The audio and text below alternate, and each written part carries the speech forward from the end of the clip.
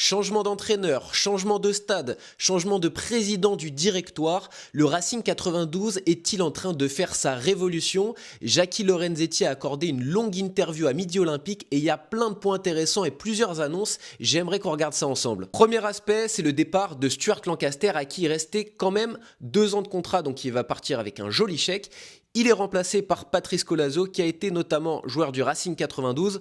On ne s'interdit rien, mais le premier contrat est de 5 mois. Il peut néanmoins se passer plein de choses à ce terme.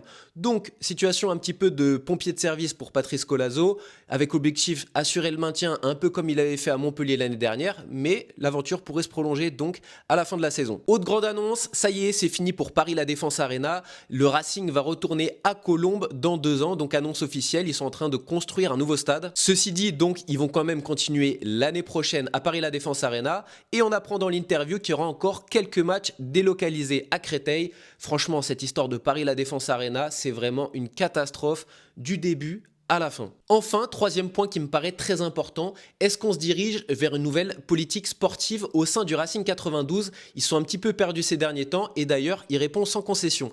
Avez-vous eu peur que le Racing perde son identité? Beaucoup d'anglo-saxons sont arrivés au club. Oui, vous avez raison, ça fait partie des éléments qui ont poussé la décision au départ donc de Stuart Lancaster. Je n'ai pas voulu dénaturer l'image du Racing.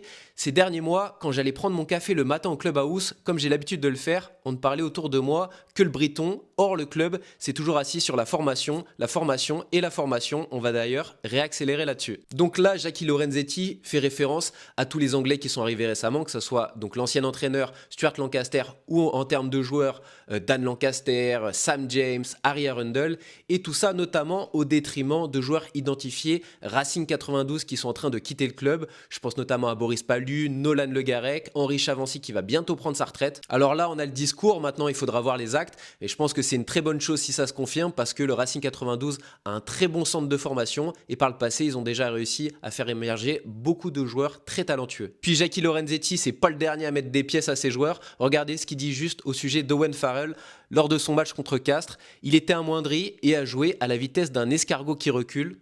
Bon, je pense qu'il appréciera. En tout cas, dites-moi votre avis en commentaire. Qu'est-ce que vous pensez de tous ces changements au sein du Racing 92?